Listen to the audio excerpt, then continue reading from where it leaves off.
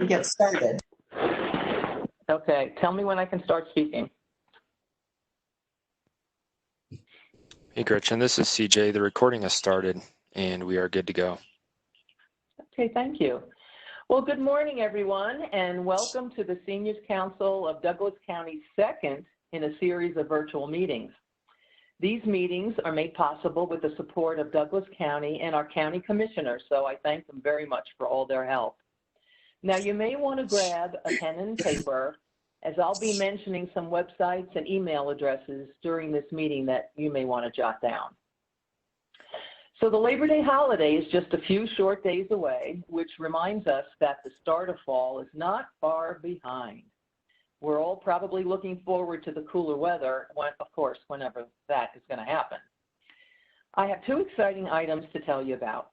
First, the Seniors Council is exploring the possibility of partnering with Visiting Angels Littleton to host a Cycling Without Age event.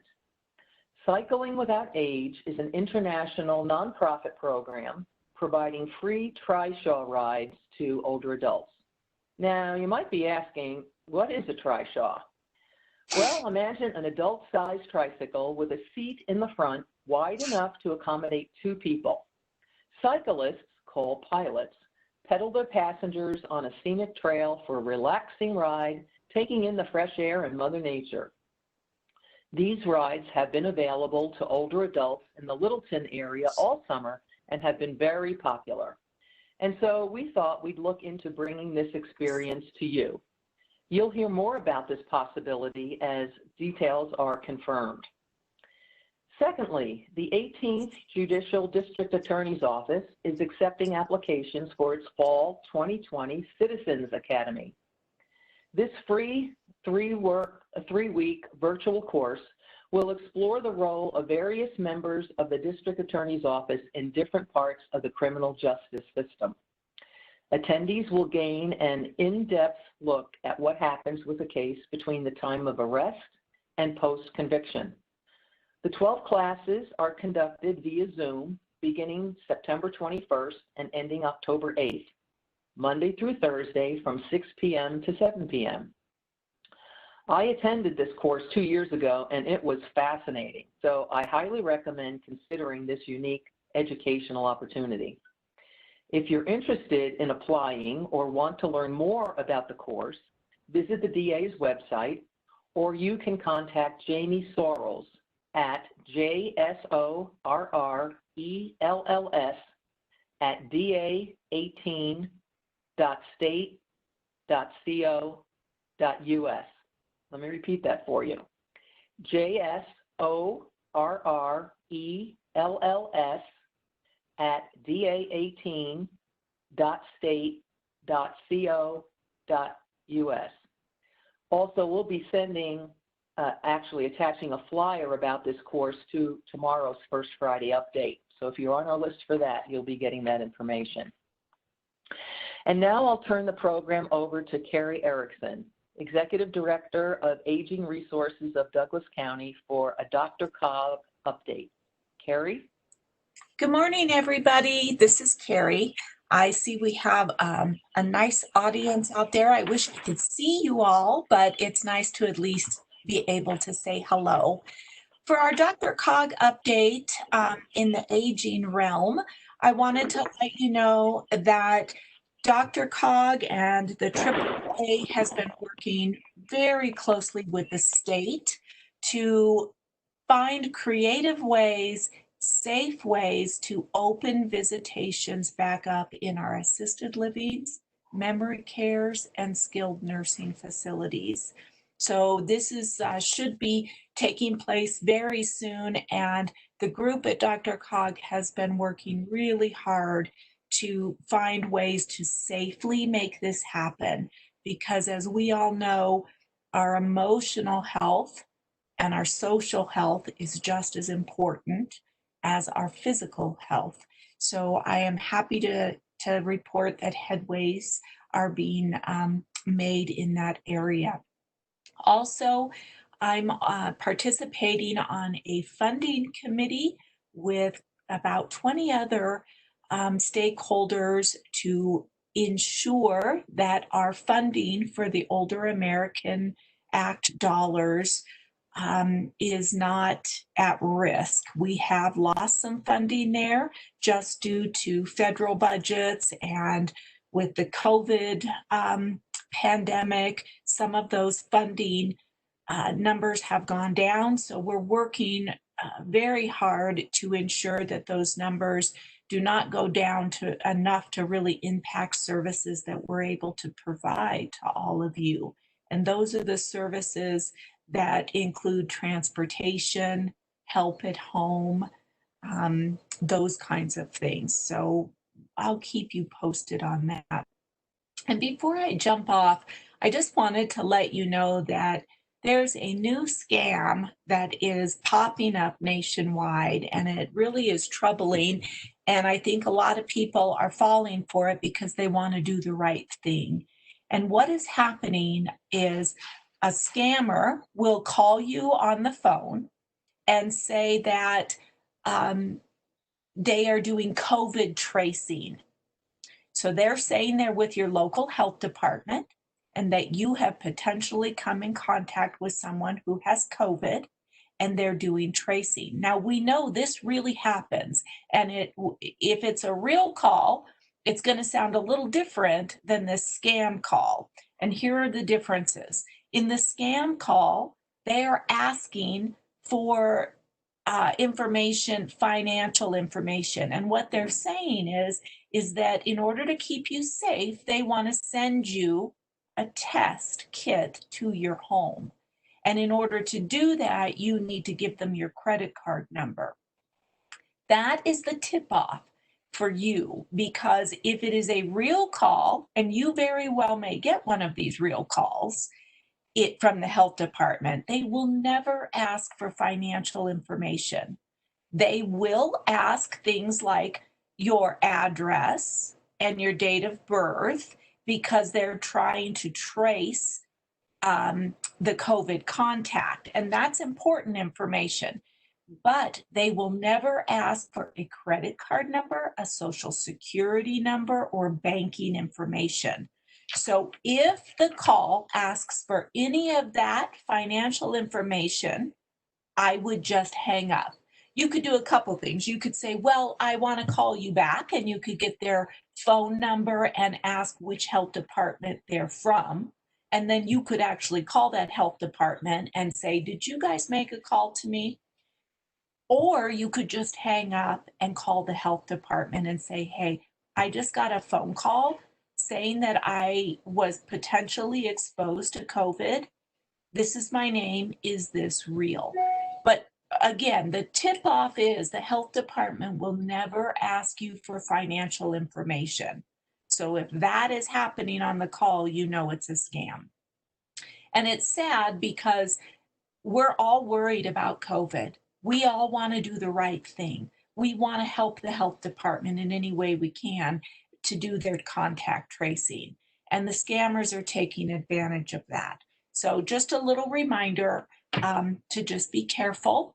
And that is all I have for me. If you guys have any other questions, you know you can call Aging Resources anytime. And that number is 303-814-4300. Bye-bye. Thanks, Carrie. That's very important information we all need to know about. So be careful out there and certainly follow Carrie's directions here. Next on the agenda is Tiffany Curtin, an adult literacy specialist at the Castle Rock Library and our education chair. She's going to give us an education report and then introduce today's speaker. Tiffany? Hi. Just some information. Next month, our speaker will be Dennis Del Pizzo to talk about Medicare options, because we are entering the season where we start looking at our Medicare plans and choosing those.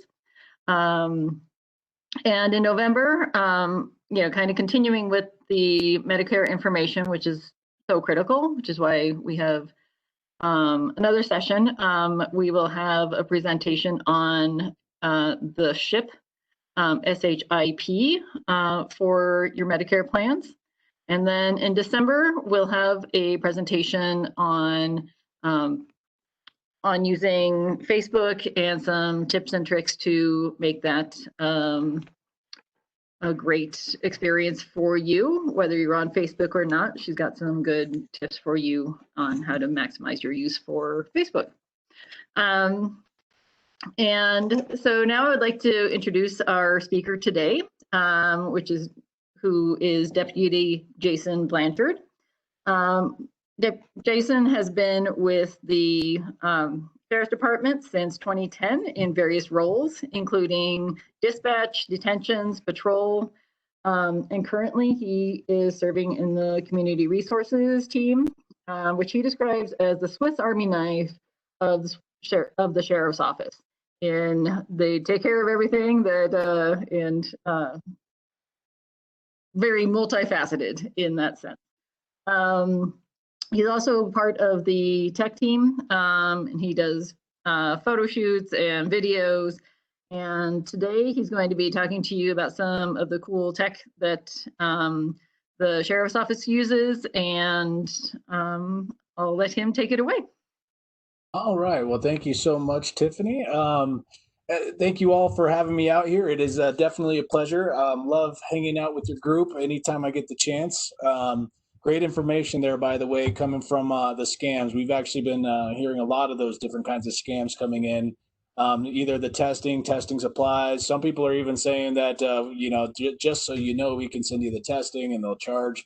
A lot of people are falling for it right now because everybody's a little bit scared, obviously, of the COVID-19 virus. So just know there's a lot of people trying to jump on to that fear and I guess victimize anybody they can that's willing to fall for it. So great information back there.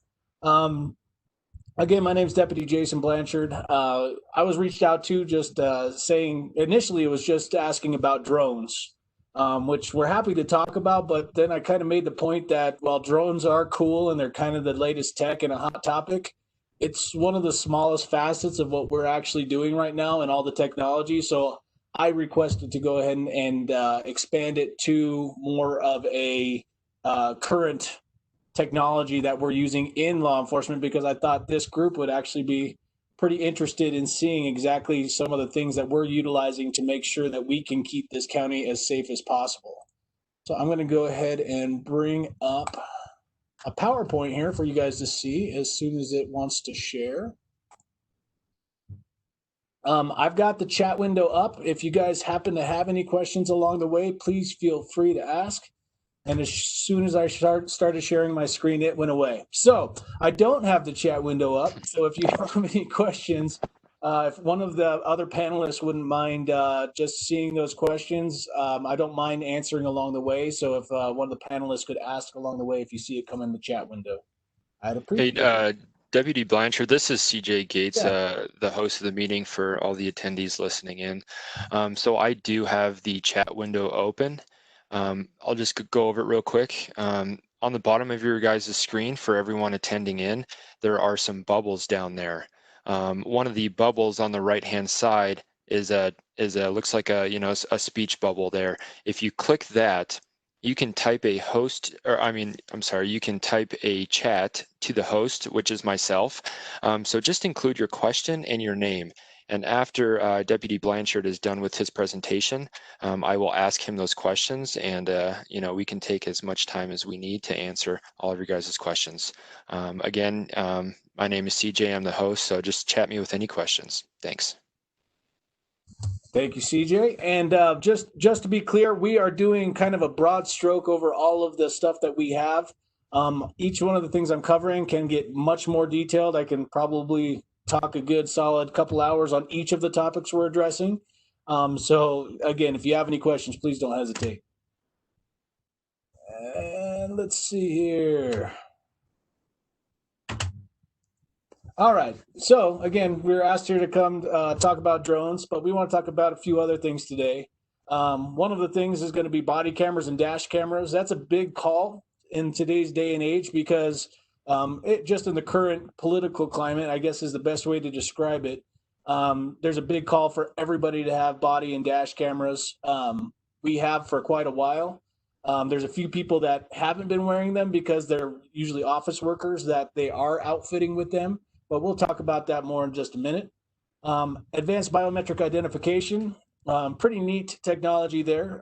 Just to give you a quick overview before we get a little more detailed, it means that from the field we can actually use both face recognition and or thumbprints in the field to be able to immediately positively identify people, which is a big technology.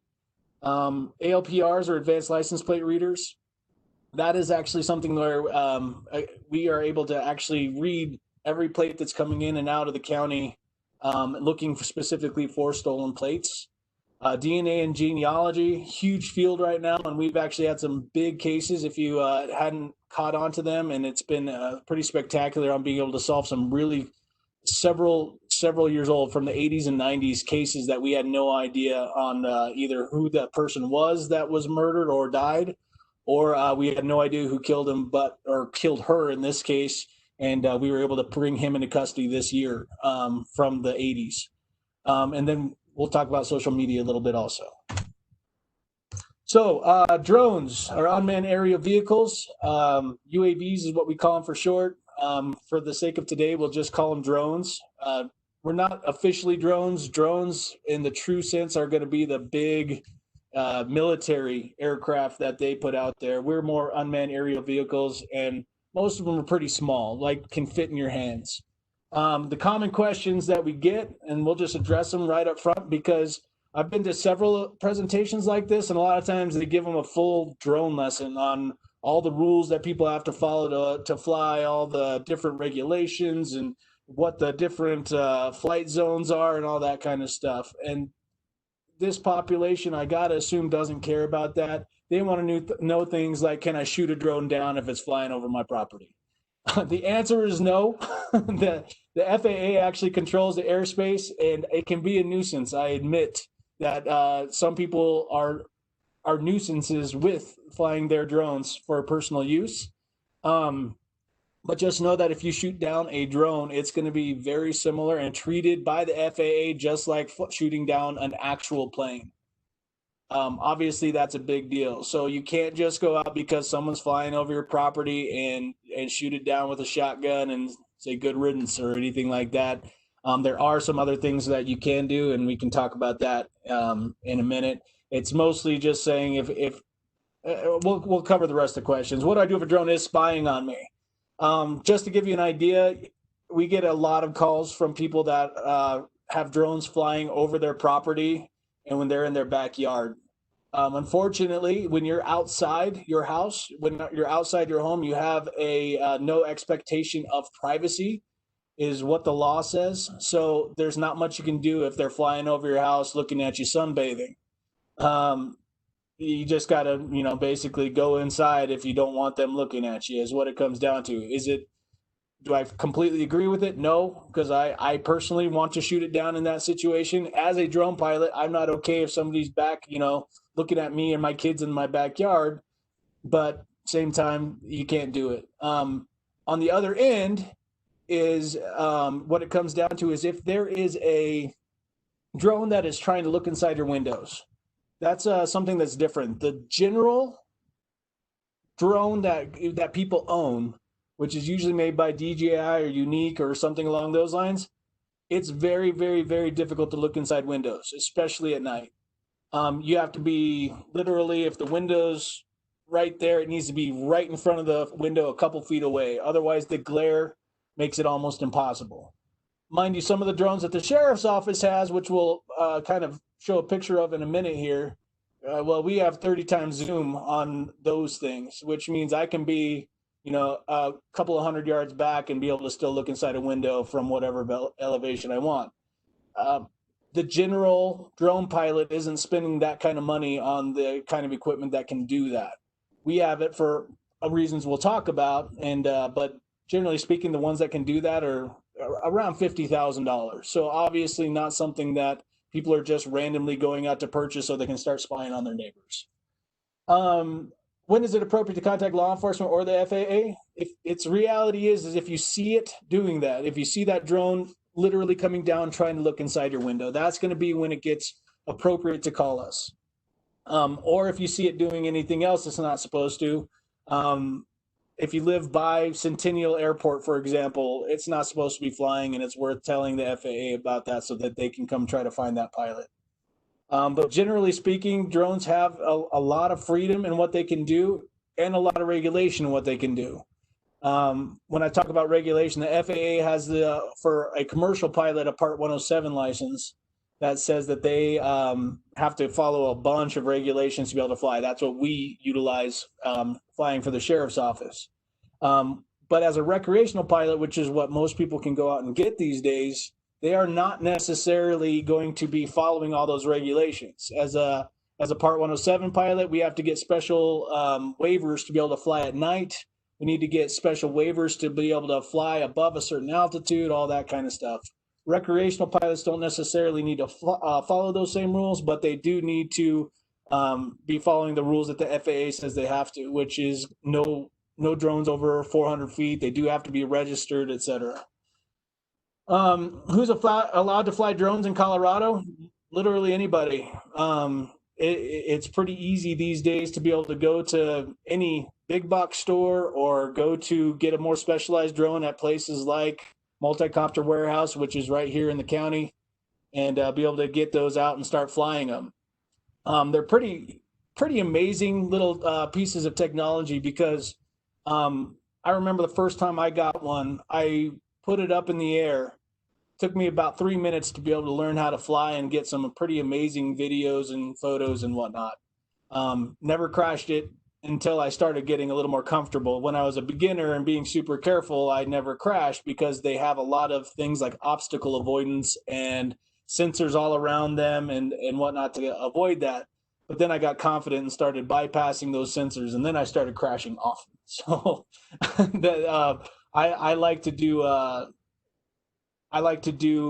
very creative shots, which make it so you can't do those kinds of things. What that comes to bring up the point is, are these drones crashing? They are. So if you have a drone crash on your property, what are you going to do? That it's a big question on what you can and can't do. It's similar to hunting. If you are familiar with hunting laws, if a drone lands on your property, they do have to get your permission to come onto your property to retrieve that drone.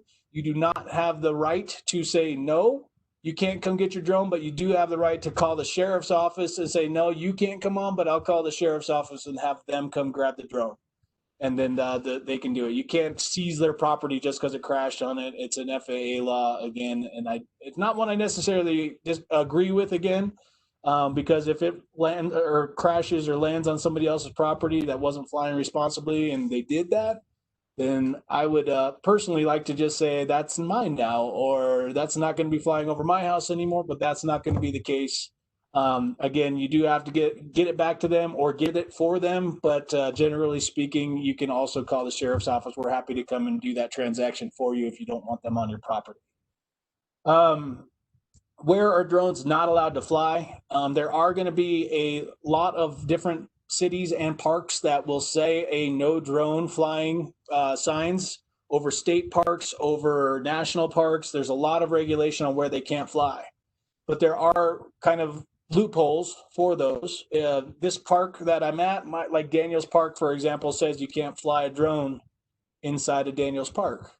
But I could step 2 feet off of Daniels Park property, and they have a 1.5 mile range on these drones. So you can literally fly from 1.5 miles away and still get the footage, because it's based on where the pilot is standing, not where the drone goes. Because the airspace isn't owned or controlled. It's the takeoff point for the pilot that is controlled. So what do we use at the sheriff's office? Right now, currently, we have mostly used the one on the right that you're seeing right now, which is called the Mavic. It's the DJI Mavic Pro or Pro 2, or this is the Enterprise. Little accessories you see above it are either lights, a microphone, or we can even carry small payloads and drop them off and do kind of neat things. And this is a very small drone. something you can hold in your hands without issues. And very portable, very capable little toys. That's about the same one that anybody out there can go buy, though. The Enterprise, most people don't get with all the lights and the speakers and all that kind of stuff, because we can actually use that drone to go into a hostage situation or go into an emergency situation where somebody's stranded or something like that. We can communicate with them on that speaker, which is pretty cool technology to be able to do that. So most people aren't paying for all of that capability, but the base unit is the same. They are 4K cameras. They are 12 megapixel, if you're familiar with that, which means that you're getting really amazing photos and really amazing pictures. The newest version of that small drone is actually taking 48 megapixel photos, which is a much higher megapixel count than most DSLRs or SLR cameras, at least consumer level. Pretty amazing what they can do. The one that you see on the left of this screen is going to be what we currently own. That is one that actually holds two different cameras. The one you're seeing right there is large. It's very big. It's not something that is just easily put in a little bag and carried with you. This is in a giant box that comes along with us, and only certain pilots can fly it, and certain capabilities of those pilots that'll take it out. The cameras you're seeing on there, the one on the left of that camera is going to be the thermal camera. So that one is actually designed so when you're up in the air and you're looking for someone in particular, or you're looking for something in particular that has a thermal signature, you can actually adjust it to that thermal signature. For example, if you're looking for a person, you can set it to a range of 96 to 100 degrees, and it will highlight that. You don't see much of anything else other than people running around in an area, and I'll show you an example of that. The one on the right is that 30 times zoom camera, and that is something that gives you the ability to reach out and touch someone via a camera on it. Pretty amazing what you can do. We use that one for a lot of reasons, mostly the tactical responses, or if we're looking for or searching for someone or searching for something. Generally speaking, we don't do it. It's mostly used, the one on the right, that one that we talked about initially, is mostly used for evidence collection. You can do some amazing things, which we'll show you a video in just a moment. And the one on the left is used for the more tactical operations where we're looking for somebody or something, or we're trying to make a breach on a home or something along those lines, and we want to be able to have thermal imaging or have a peek in a window or something when we can. Want to make it clear that the Sheriff's Office does not have special rights with using these. We have the capability of looking in someone's window with that 30 times zoom camera, but we can't do that without a warrant. We can't just randomly start flying around neighborhoods looking in windows or anything like that. We would have to have a warrant and follow all of the appropriate legal ramifications of using that drone and using the capability of it. Generally speaking, for what we use, it's not the way warrants work, or the way that our surveillance works is we are required to have plain view unless we have a warrant. If it's not plain view, it's not plain view anymore if you're 30 feet in the air looking in a second story window from half a mile away. So that's basically how that works. The drone you're seeing in the middle there is the one we're hoping to get next, depending on funding and everything. As the funding works out, that one is a kind of a beast of a drone. You see that the props are rotated upside down, and it has just an increased payload and an increased capability to the point where we can actually fly in supplies to people and whatnot because of the increased payload. And all the cameras that are on it make it so you have a bunch more capabilities. You're seeing 3 cameras on that one right now, and it has additional payload on top of that payload capability, so you can actually bring things to somebody as they need it. So if somebody is barricaded down and under fire, they can bring a smoke grenade, just random, and be able to make it so you're giving that supply to them so they can start deploying other resources if they needed to. But more than that, it's probably going to be more like food and or water if they're stuck in a place. So pretty amazing tools that we have. We're going to show you a few little videos here that show it. The sheriff's office uses it's basically evidence collection or accident reconstruction and suspect apprehension, and we'll show you how that works. This takes just a moment to load.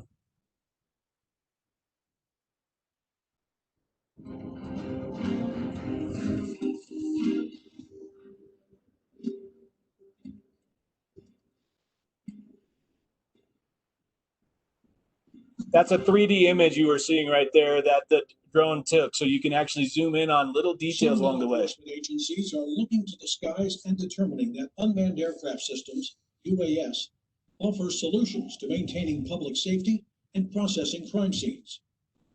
Standing up a UAS program takes research, planning, and training.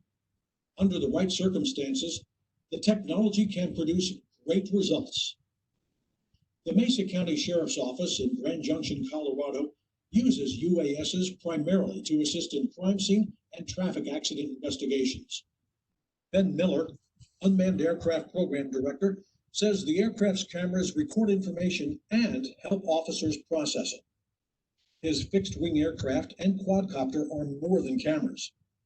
With the help of computer apps that come with the aircraft and the addition of readily available apps like Google Maps, these vehicles provide precise measurements that help officers visually present special information to investigators and prosecutors.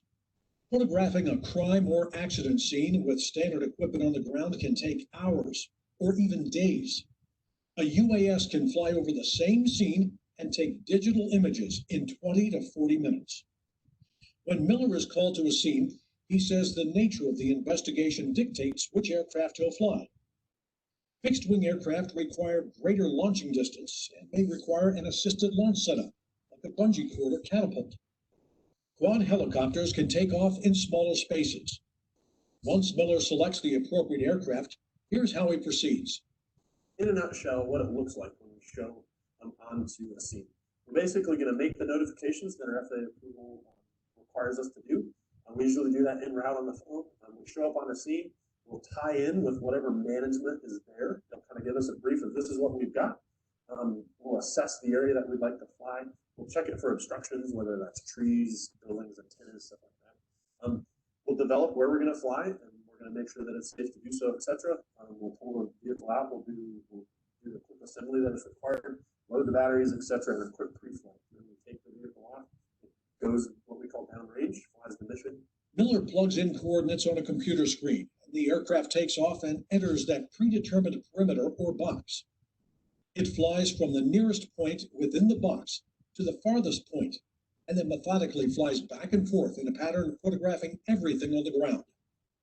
Back at the office, the images are stitched together and three-dimensional images are created. So we're not just presenting pictures that say this is what it looks like.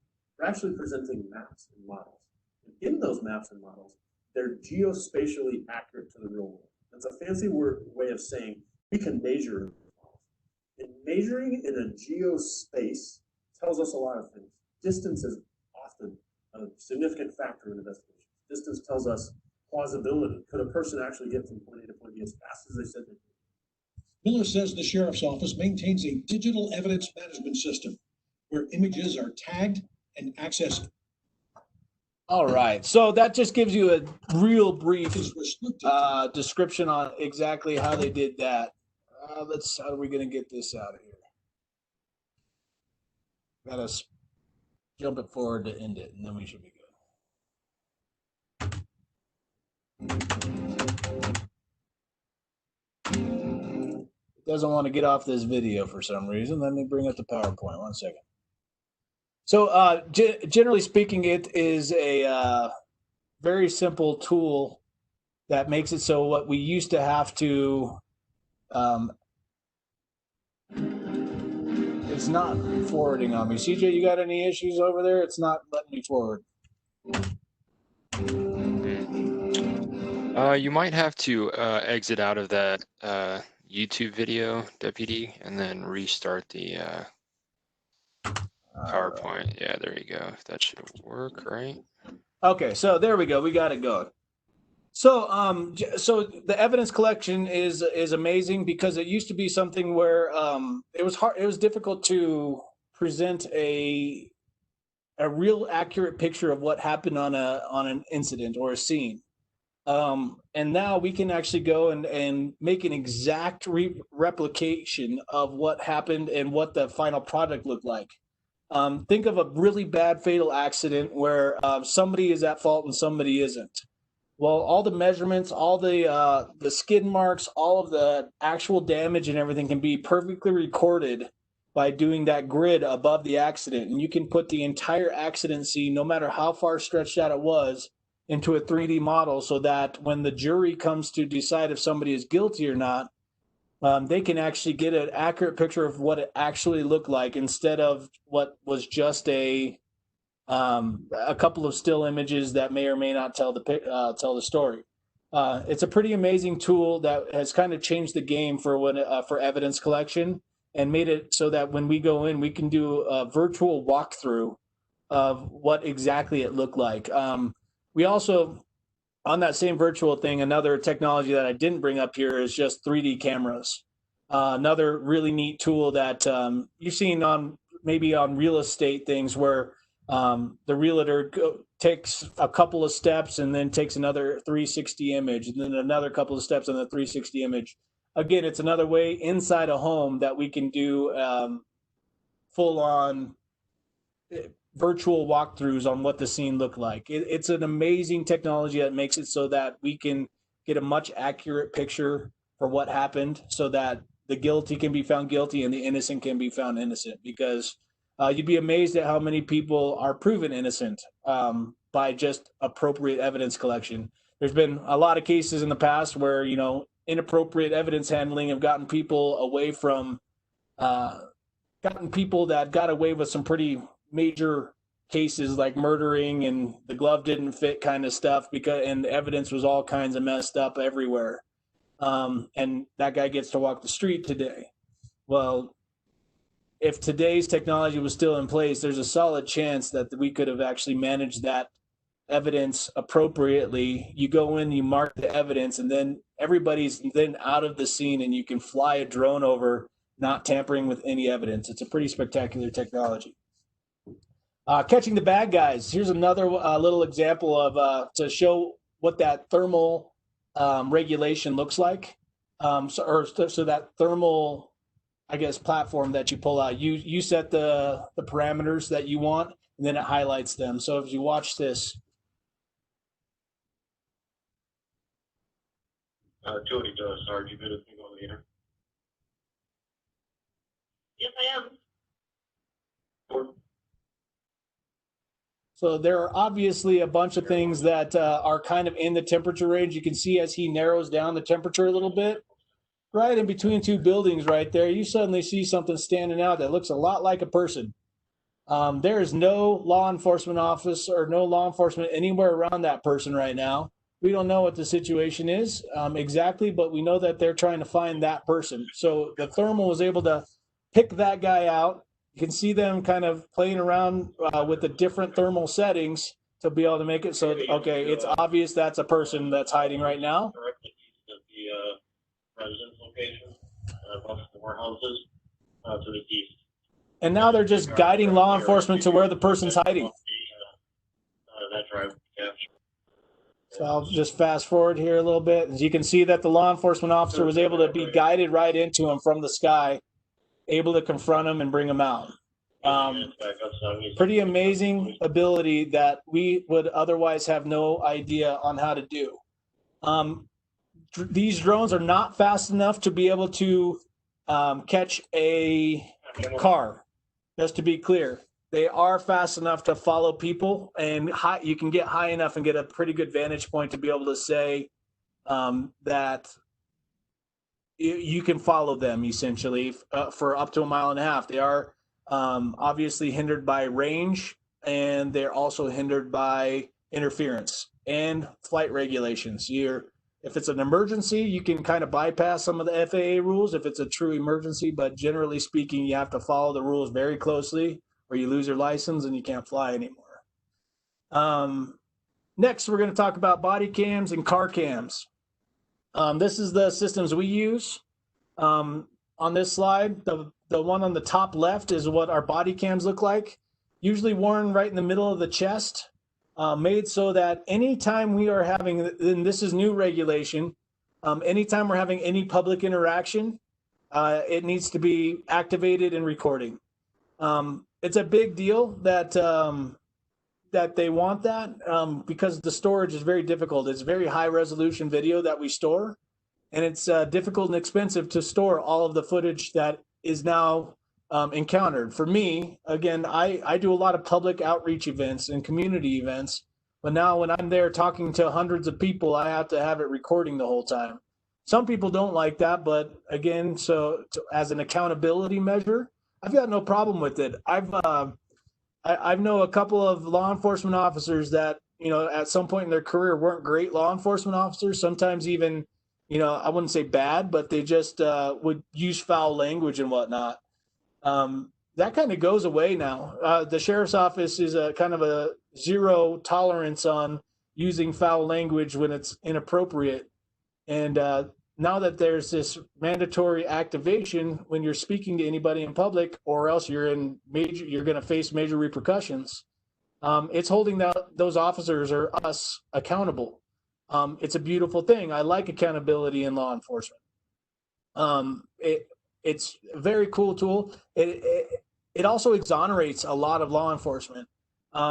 One of the new laws is actually saying that we have to release it as soon as practicable or as soon as we're able to. Just know that that footage is not immediately releasable in a lot of cases, specifically if there's an open and active investigation, because we can't mess with that investigation or hinder that investigation by releasing things too soon. That's probably the case when you hear of major incidents that are happening in different states right now. There's body cam footage that probably make a clear picture on what actually happened and will make it so the officers will get a little more leeway on what was done and why. With the George Floyd incident that's happening right now, you'll notice that a little bit more and a little bit more and a little bit more got released, and by the end people are like, oh well, it was probably a more drug-induced incident than it was a law enforcement officer just killing the guy. That I'm not defending him at all. His actions, the way he was sitting, was completely inappropriate and uncalled for, and not justified in any way in my head.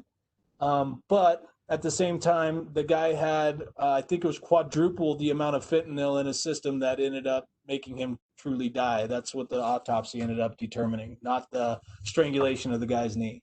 Again, not appropriate. I'm not justifying that at all. But at the same time, once the body camera footage started coming out showing that he was in an excited state, similar to, the word's not coming to me, excited delirium, it makes it difficult to breathe. Surprise, surprise. But the body cam footage could have shown that right away. But they weren't able to release it because of the investigation that was happening in the background. You're going to also see on the picture on the just next to that one, it's facing the back of the car. You'd be amazed at how many people try to claim that an officer did something inappropriate to them or wrong to them when there never was. So that's why we have the body cam, which is showing the officer's perspective, but it also has the back seat cam, which is used for multiple really neat things. One of them is going to be that spontaneous utterances. One of the things that we always, a lot of people say, you didn't read me your rights. Well, I don't have to read you your rights if I don't ask you questions. If I'm not interrogating you after you're in custody, then I don't have to release your rights. But you'd be amazed at how many people are just going to be sitting in the back seat, just spilling their guts. And now we have it recorded so that we can, without ever asking a question, and then we're actually able to use that as evidence against the case. But it also just says that if somebody says Deputy Blanchard touched me inappropriately, well, I've got body cam and I've got backseat cam saying that never happened, which is a great tool. Then you see the one on the bottom there, which is a dash cam. That's what it looks like for the most modern version, outfitted in all our newer cars. Really neat tool. All of these cameras get activated in multiple ways. The dash cam gets activated anytime the car hits 90 miles an hour. That's cruising speed on I-25 most of the time. So we don't necessarily get to go 90 all the time because it activates our cameras. and it notifies the supervisor right then because they want to know why you're going faster than 90 miles an hour on the freeway. You're not supposed to. The speed limit 75. Believe it or not, law enforcement is supposed to follow the traffic laws when they're driving. There's a few that are exempt from, like distracted driving, because we have the computer we have to look at and that kind of stuff along the way. But generally speaking, we're still supposed to follow the speeding laws unless we're going emergent somewhere, but that's got light and sirens. The cameras are great, though. They activate anytime somebody activates a taser, anytime there's a fast break or anything like that. And it also activates if anybody else near you activates a taser. So pretty neat tool to be able to say that anytime something happens, everything activates at the same time and is able to start recording it. I'm going to show you this little thing of the body cam video and why it's great to be able to have evidence on what happened. And now Aisha Howard's shocking police body camera video shows a deadly police shooting in Athens. The video, just released today, hid from cameras worn by both officers involved. It shows the officers trying to convince 23-year-old Aaron Hong to put down a butcher knife. The Hong lunges at one of them, then tries to grab that officer's gun. Well, the police chief tells 11 Alive his officers had no other choice but to shoot. So I asked a law enforcement expert to break it all down for us.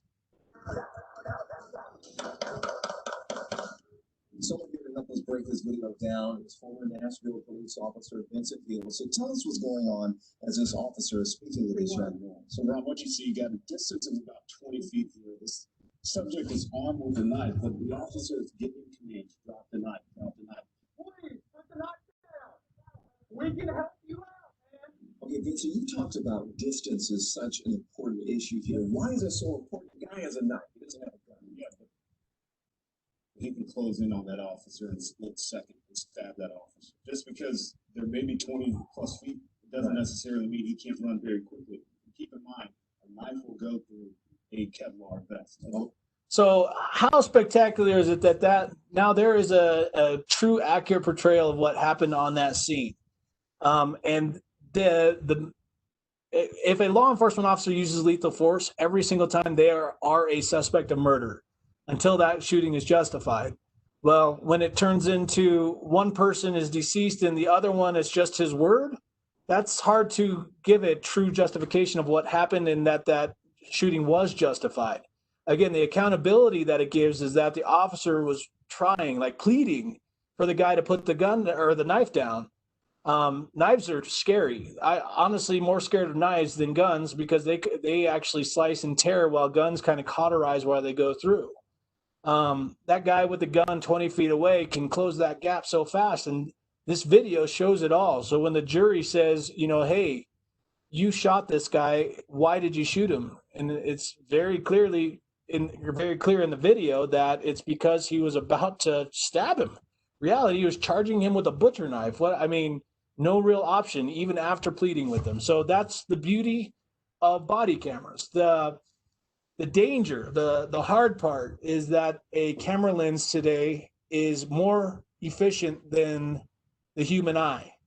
So if I'm in a low light situation, I just came from indoors, everything well lit, and I walk outdoors, my eyes haven't adjusted yet. The lens is mechanical and does it right away. That camera might show very clearly that a person quickly pulled and pointed a cell phone at me, while my eyes both perceived and saw because the eye hasn't adapted yet to a gun or something along those lines. If somebody just suddenly points at you like this at night, you might very clearly see a gun when a camera could very clearly see a cell phone. So that's kind of the danger side of it and the hard part, but it's a good tool, and I'm a big fan of the accountability and the evidence collection that it does.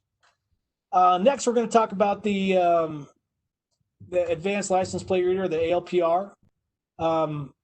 It is an amazing tool. You see 3 different versions of it. We utilize all 3 in the county on the right. The top one is going to be a trailer mounted, mobile, portable, and it makes it so we can move it to wherever we think the criminal element is coming in and out of a county. The one right below that, the middle, is going to be a car mounted, and the bottom is going to be a light mounted. That looks a lot like the stoplight running cameras where if you run, we send you a ticket in the mail. That's not what it is. It is a license plate reader. So what do we use it for? Specifically, all we're looking for are stolen plates, stolen cars, and anybody driving their vehicle that isn't supposed to. So if they have any active warrants, it'll tell us. And it'll also tell us if they have a suspended driver's license. It gives us, anytime it hits any of those plates, it actually will send an alert to all of patrol so they know to go to that location and look for that vehicle. An amazing tool. You'd be amazed at how many bad guys we've caught because of these. We set them at different points in the county. Down at Castle Pines, actually, there's that the one that is mounted to a pole, and there's a couple more planned to be put in. And then the cars, we have several cars. I think we're at like 12 cars that have them on it. So as they're driving along, it's reading every one of those license plates. Best used while driving along the roadway and in parking lots. Highway, it's not real effective unless you're, it's just cars that you come up on that it picks up. And then the trailer we move to wherever the major in and outs of the county are going to be, because most of the criminal element that's coming down in here, one, they're driving stolen vehicles, so we can identify them right away. And two, they're using the major thoroughfares coming down from Denver. They're not usually driving, they're not usually local. They're coming down from Denver, Lakewood, Aurora, etc. And we're catching them like crazy. We thought probably 2 years ago, before we got this technology, that we had 1 or 2 groups coming down here doing vehicle break-ins, garage door burglaries, all that kind of stuff. But we are consistently catching them on almost a nightly basis on groups that were coming down, breaking into cars. And now we can identify them as they're coming in. And I'm telling this group because this group, I trust this group. I wouldn't tell the bad guys that we have this going on, because they keep coming and we keep catching them. And again, most of this criminal element that's coming in isn't real bright, but they are starting to come into the county. And one of the other things we do is we allow pursuits for property in Douglas County, which most places don't do anymore. And the criminal element is starting to be afraid of coming into Douglas County because they don't think they can get away with crime anymore, which that's our goal, right? So again, we told them what we did. It's not Big Brother watching your movements. We actually use ACLU guidelines. At first, when the technology was developed, a lot of people had major issues with it because they felt like we were keeping track of people's movements. Well, we keep the information for a really short time, and we only use it for that certain information, and then it's we're not doing anything else. We're not saying Jason Blanchard drove through this intersection 40 times last week. No, they don't. We don't care about that. That isn't being stored.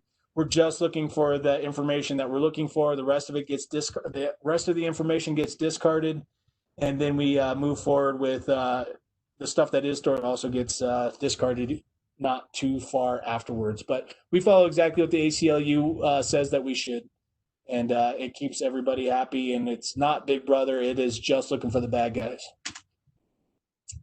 DNA genealogy. This is an amazing tool that's been happening. So DNA, we know that has been able to start solving a lot of crimes with, blood or hair or whatever's left behind, saliva, and we're able to solve a lot of crimes. Genealogy is actually turning into something that is just an incredible tool to be able to solve cold cases and even current cases. Genealogy says that if somebody commits a crime, we have DNA, but we don't know who that DNA belongs to. That person hasn't ever given a sample. Genealogy says that if a sample is taken from a brother or a cousin or a family member that is related by blood to that person, now we can actually be able to get close to that person. Not 100% match, but it'll at least get us in the right direction. The top right, you're going to see Helene Przinski is her name. She was murdered, I think, in 1986 or something along those lines. It might have been 1992, now that I'm thinking about it. And she was found raped and murdered, and we had no information. We did have DNA on the suspect, but the person that you see, the male, he he was the one who ended up doing it all those years prior. We did have his DNA, but he completely fell off the radar. He ended up being a truck driver and was very mobile, very kind of stayed on the road and stayed very much to himself. Never gave a DNA sample.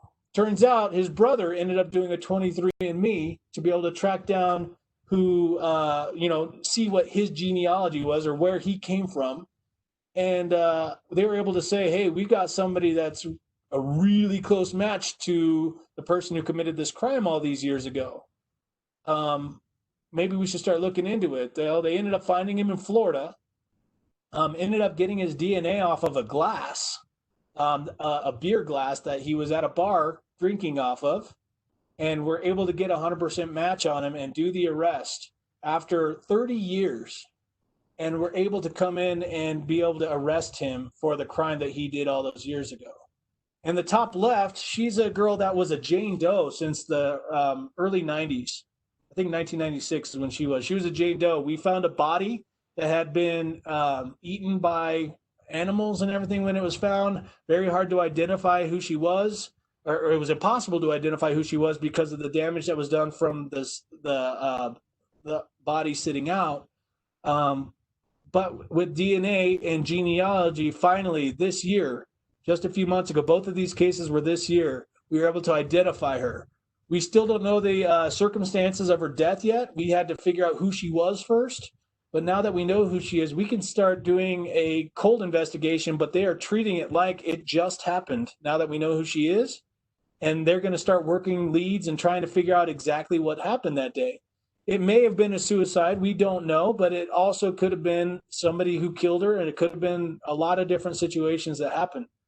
But now that we know who she is, we can start working towards solving that thing. Again, that's a 20-plus year case that we had no idea who the body was, and now we know.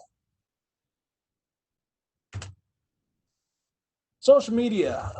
So we do a lot of things on social media here at the Sheriff's Office. It's one of the things I focus on. We do crime prevention tips. Again, we'll come on and just give little quick videos to people saying like, hey, this is the current crimes happening. We'll do scam information. We'll do stuff like that. Just try to keep people updated on what's going on in their community. We'll also do Wanted Wednesdays. I think that's what I loaded in here. You can kind of see what it looks like.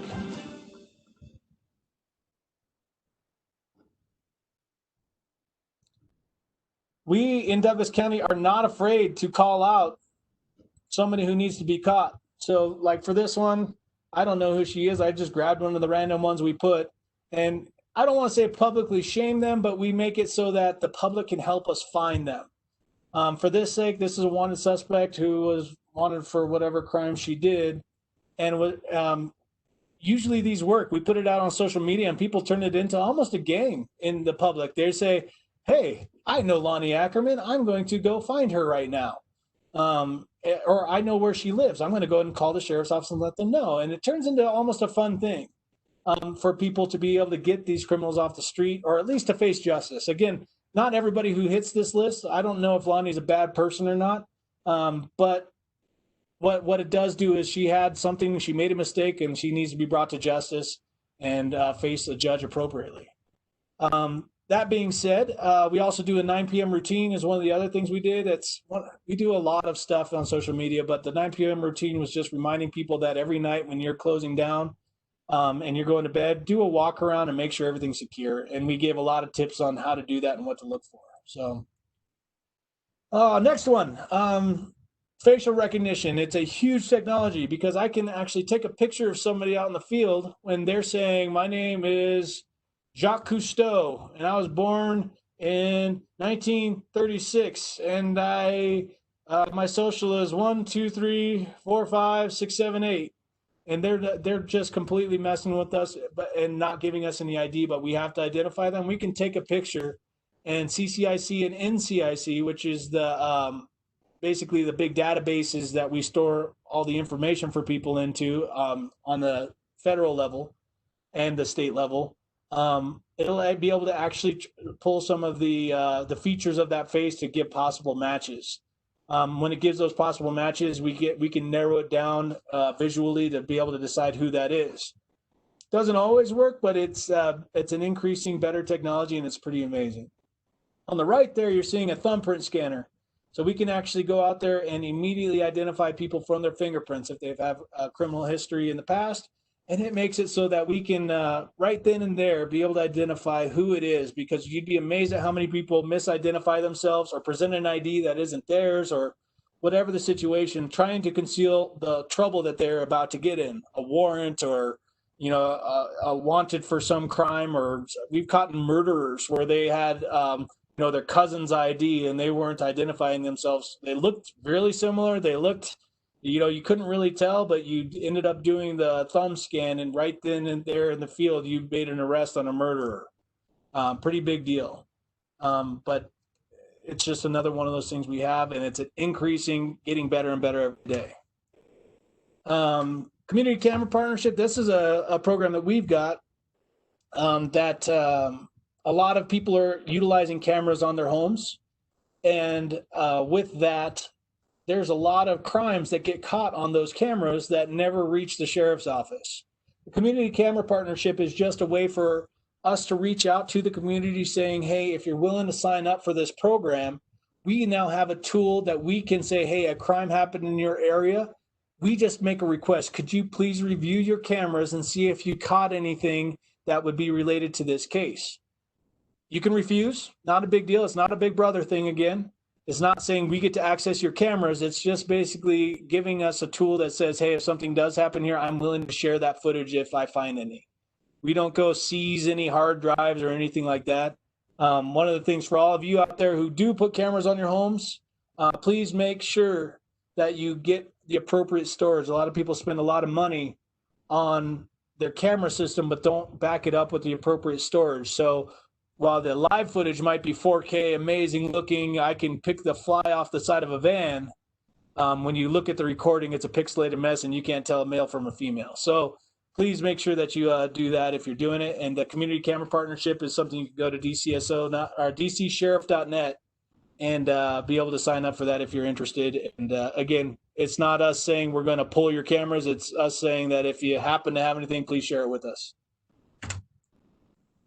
This next technology is the Star Chase Pursuit Management. As I mentioned, we are one county that, out of very few that still do pursuits.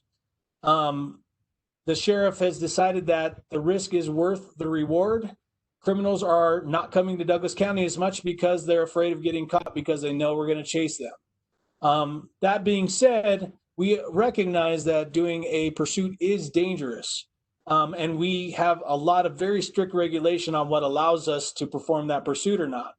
In a lot of cases, it isn't safe to do the pursuit. So this is a technology. The left picture you see there is actually, think of it like a little mini cannon that shoots. It's a pool noodle, I guess is the best way to describe it. The picture on the right is the projectile and what it looks like. It's a little adhesive pool noodle looking thing that's weighted on the end, and it shoots out of the front of the police car and then sticks via adhesive to the car that it's chasing. Has a little GPS tracker on it, and now you can actually back off the pursuit and to a safe distance. Nobody's running, nobody's chasing anymore, and you can just kind of follow them from a block away until they stop, and then you can actually make your approach. Because we recognize that we don't want to chase in every situation, but this gives us a tool to be able to track that vehicle without bringing the dangerous side to it. And this has worked. We've only had it for probably 6 months, the technology built into a few of our cars. And I think we've caught probably 4 or 5 people, or at least recovered vehicles with this technology already, because it got a stolen vehicle hit. They hit it with one of these things. Doesn't cause damage to the vehicle because it's just basically a pool noodle with some glue on the end. And it's a pretty neat technology. Well, that's it for the initial real quick brush over on all of the technology that, or not all of, some of the technology that we utilize here. I was actually told I can't share some of it because it's top secret or something like that. Not really, but it's just technology that is still in its infancy that we're kind of experimenting with, seeing how it's going to go. But what it really comes down to is technology is implementing beautifully with law enforcement. And the more technology we're able to utilize, the more safe the community becomes. And the more, I guess, the more we get closer to what the population is calling for as technology increases. There used to be a lot of things. Think of a taser, just a taser in itself. Back in the day, if somebody had a knife at 20 feet, the only option you had was a gun. Now you can also pull a taser and be able to use that less lethal tool to be able to try to get that person contained before he actually hurts anybody or himself. It's an amazing tool. Just technology brings us to that point where we don't have to automatically go to resorts that we don't want to go to. So with that, I'm just going to open up. CJ, if you got any questions up in there or anything, I'm happy to answer and go from there. Yes, sir. So the first question I got regarding the presentation was from Peter here, and it says, with increased drone traffic, private, commercial, government, etc., what forms of traffic tracking management, if any, exists? Does drone technology alert pilots to other drones' proximity? So great question, Peter. So the newer drones are starting to have that little transceiver in them that allow planes to see where they're at. And it lets us see where planes are at. So the new Mavic 2 that we have, that I have, it's my personal, but it has a little screen on the bottom that will show any planes in the vicinity, because every plane has to have one of the transceivers on that are sending a signal saying that they're in the area. So that I know where the planes are on my screen when I'm flying. That being said, not every drone is required to have that. It's in the works. I know the FAA is pushing for that, but they've had a hard time implementing it as an absolute, this has to happen. But the newer technology and the newer drones are starting to incorporate it. Planes can't usually see yet drones, but if the drone is following regulation and the plane is following the regulation, the floor for the plane is 1,000 feet. They're not supposed to go lower than 1,000 feet unless they're landing. And a drone is never supposed to go above 400 feet. So there's supposedly a 600-foot gap between where the two are supposed to go. Are there going to be pilots on both ends that are going to fly lower and higher than they're supposed to? It could happen. And that's where the drone pilot is supposed to be very vigilant on keeping an eye on all of the surrounding sky. Is there potential for a bad thing to happen in the future? Until the technology catches up and everybody's seeing everybody, yeah, there is potential. But so far, we've been pretty lucky in not having any major incidents. Great, thank you. When I say we, I'm talking drone pilots as a whole, not the sheriff's office. The sheriff's office absolutely hasn't. We fly very carefully. Awesome. So Peter just has a couple more here, Sure. Deputy. So the next one is the Sheriff's Department's drone controlled on a restricted radio frequency or an encrypted signal? Could a hacker conceivably intercept and compromise the control signal? So we are not encrypted on that radio signal. Again, everything's kind of all radio traffic type stuff is going to be running on very similar frequencies. We are not encrypted on that radio signal, but generally speaking, if it came down to it, could a hacker do it? It'd have to be a heck of a hacker able to do something like that, with a whole lot of very, very, very specific talents to be able to get there. I've never heard of it happening where somebody can just come in and take over your drone. Besides some of the commercial high-end defense industry type stuff where they take over your drone and land it. But generally speaking, that's not something that happens. But no, it is not encrypted. Conceivably, could it happen? Sure. But again, battery limits and everything would probably just make it so if it happened, they would end up with a very nice, very expensive drone, but they wouldn't necessarily be able to do anything spectacular with it. Awesome. The next one is, what is the maximum pilot distance from the drones that the Douglas County Sheriff's Department uses? So the maximum flight distance is about 1.5 miles up to 2 miles, but legally speaking, we have to keep it within eye shot.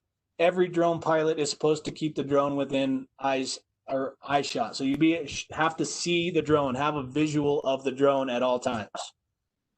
We have a waiver to bypass that, a permanent waiver, because we can't always be flying a drone into an active shooter situation and be able to be sitting there looking at the drone. Sometimes we have to be behind a barrier flying the drone to be able to do that. So we have a waiver for it and training to be able to bypass it. But generally speaking, the recreational pilot has to keep it within eye shot. That being said, is it usually happening? No, there are a ton of pilots that fly it as far as they can. They have an auto home feature even, so they'll fly out their mile and a half, have no idea where it's at. They lose radio signal, and then the drone flies itself home. That's kind of how it works. Great. So this next question has to do about body cams here. The question is there a risk that in a fast developing incident with life-threatening circumstances, for example, a chase or an armed suspect encounter, that an officer under stress might fail to activate the body cam? How are officers trained in simulation scenarios? So we do a lot of simulation scenarios. Yeah, if we fail to do it, we face repercussions.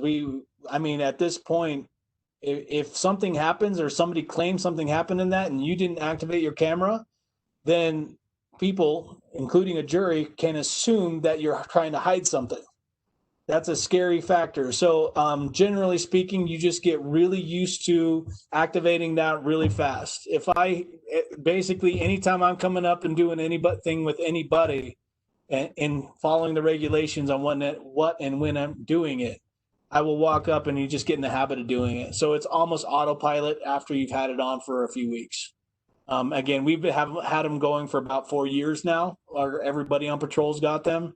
And it's autopilot for everybody. If you walk up, you just hit the button and start talking. So if an active incident happens, you just have to be able to justify really what it comes down to. If it comes down to somebody just comes up and starts shooting at you, obviously you're not going to take the time to, hold on, let me hit the button.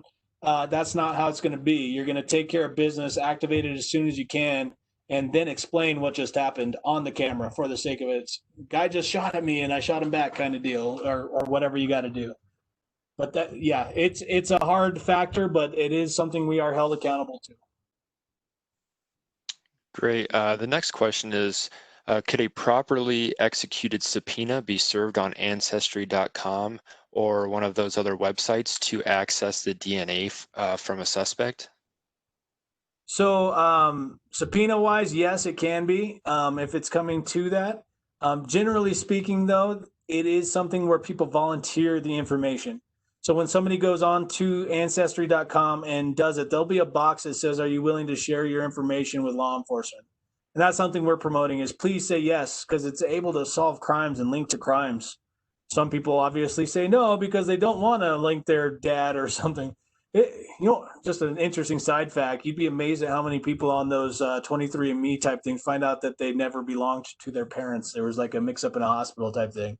It's crazy. And how much family drama comes out of those when they find out their dad isn't their dad or something like that. It's interesting little things that happen. But generally speaking, you have to volunteer the information. It's a little checkbox when you do those things that say that you're willing to share it. So. Great. So this is the last question that we have in the chat box. To what extent does the Douglas County Sheriff's Department share technology with other law enforcement organizations in Colorado? So generally speaking, the majority of the information that is shared is stored and shared by the CCIC, NCIC kind of platforms. There's not a lot of intercommunication when it comes to, solving crimes.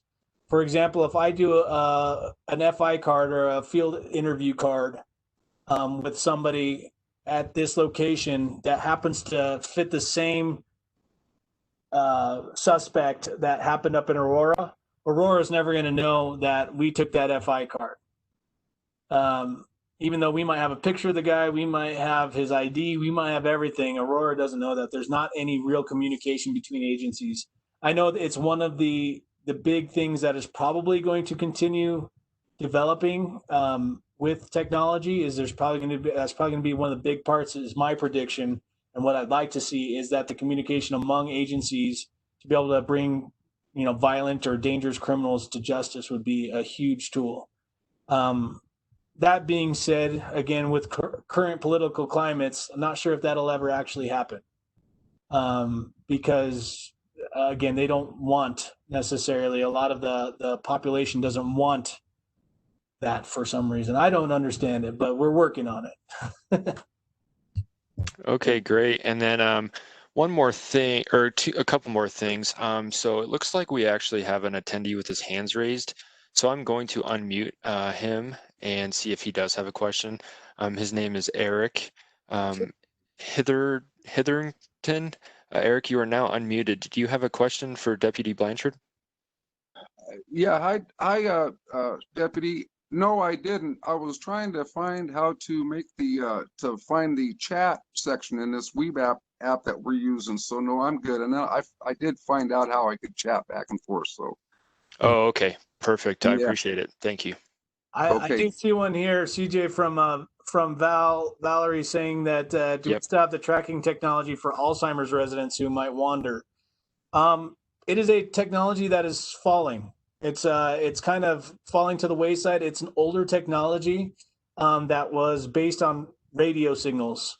The radio signals, they were cumbersome. They were hard to maintain. We do still have it in some cases, and we can still utilize it, but we honestly didn't have an activation of it in over 3 years.